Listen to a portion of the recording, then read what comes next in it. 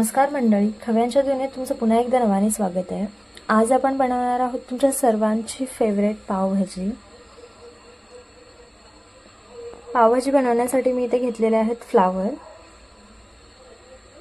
बटाटा किसून घेतलेला आहे, 2 मीडियम साइजचे बटाटे, गाजर, शिमला मिरची, वाटाणा, सॉल्ट, हळद, लाल मिरची पावडर।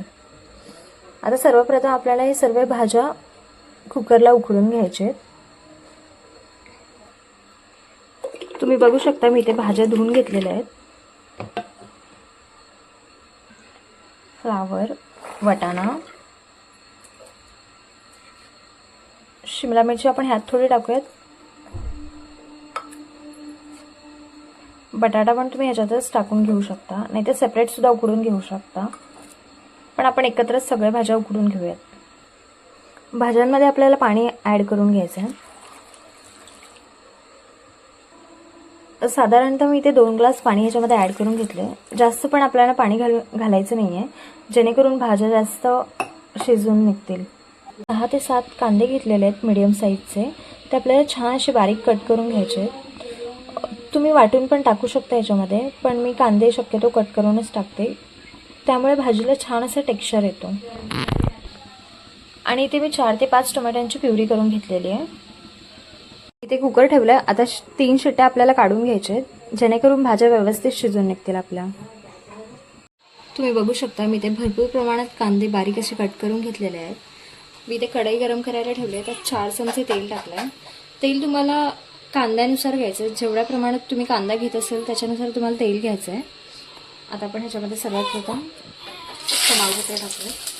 तेल छान असं गरम होऊ द्यायचं आहे, त्याच्यानंतर आपल्याला ह्याच्यामध्ये बारीक कट केलेले कांदे टाकायचे।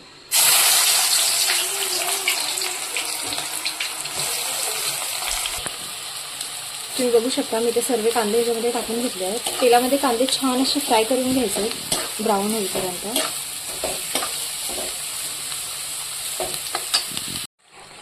इथे मी 1 मोठा चमचा लाल मिरची पावडर टाकते, पाव चमचा हळद, तुम्हाला चवीनुसार ह्याच्यामध्ये मसाले ॲड करून घ्यायचे। 1 मोठा चम्मच मी इथे सुहाना पावभाजी मसाला टाकते।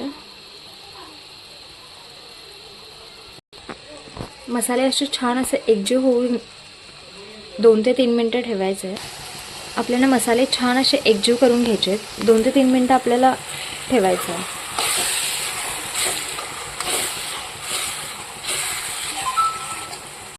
अगदी ढाबा स्टाईल पावभाजी आपल्याला घरी बनवायची असेल तर ह्याच्यासाठी मी तुम्हाला एक वेगळंच इन्ग्रेडियंट सांगणार आहे, जे की आहे इथे मी बीटरूट घेतलं आहे अर्धा वाटी खिसून, ते आपल्याला ह्याच्यामध्ये टाकायचं आहे, जेणेकरून छान असा पावभाजीला रंग येईल।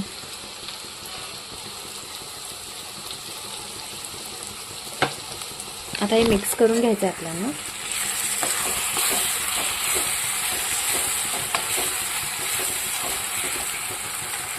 तुम्ही इथे बघू शकता बीटरूटमुळे भाजीला रंग अगदी सुंदर आला आहे। आता आपण ह्याच्यामध्ये आपले जे भाज्या उकडून घेतल्या होते ते ॲड करूया। तुम्हाला भाजीची कन्सिस्टन्सी ज्याप्रमाणे हवी असेल त्याप्रमाणे तुम्ही पाणी ॲड करू शकता त्याच्यामध्ये। मी थोडंसं पाणी ॲड करून घेते याच्यामध्ये। आता आपण सर्वात महत्त्वाचं म्हणजे भाजीमध्ये मीठ टाकून घेऊयात चवीनुसार। छान असं उकळून घ्यायचं आपल्याला 4 ते 5 मिनिटं।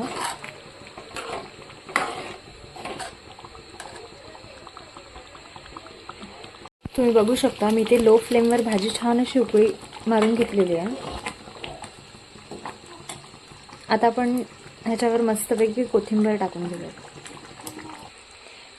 मी ते आता गॅस बंद करून घेतला आहे। आपल्याला ह्याच्यावर भरभरून कोथिंबीर टाकून घ्यायची वरून, जेणेकरून खायला छान लागली पाहिजे भाजी। आता आपण भाजीबरोबर खाण्यासाठी मसाला पाव बनवून घेऊया। मसाला पाव बनवण्यासाठी मी ते पाव असं कट करून घेते, तुम्ही हाताने पण करू शकता।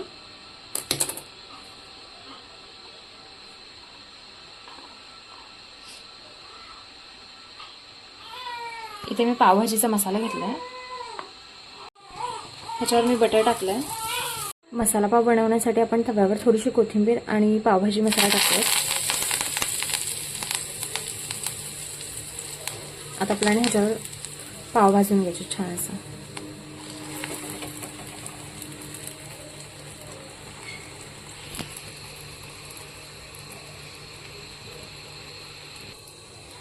तुम्ही बघू शकता अतिशय छान असे आपले मसाला पाव रेडी झालेत. आता आपण डिश सर्व करूयात. चला तर आपण आपली डिश सर्व करून घेऊयात. मी समजू शकते बऱ्याच दिवसानंतर आपला व्हिडिओ आला आहे, पण मी नक्कीच प्रयत्न करेल नेक्स्ट टाईमपासून कंटिन्यू व्हिडिओ अपलोड करेल. तुम्ही पण मला कमेंट करून सांगू शकता तुम्हाला रेसिपी कोणती हवी आहे. अतिशय सुंदर असं दिसत आहे. तुम्ही नक्कीच ट्राय करून बघा. भाजीला बघू शकता टेक्स्चर, रंग अतिशय सुंदर.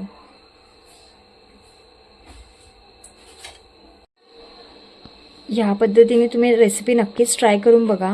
जर तुम्ही ही मेथड यूज करून रेसिपी करत असाल तर मला नक्कीच कमेंट करून सांगा की रेसिपी कशी झाली आहे. व्हिडिओ आवडला तर व्हिडिओला लाईक करा, शेअर करा आणि खव्यांच्या दुनियेला सबस्क्राईब करायला विसरू नका.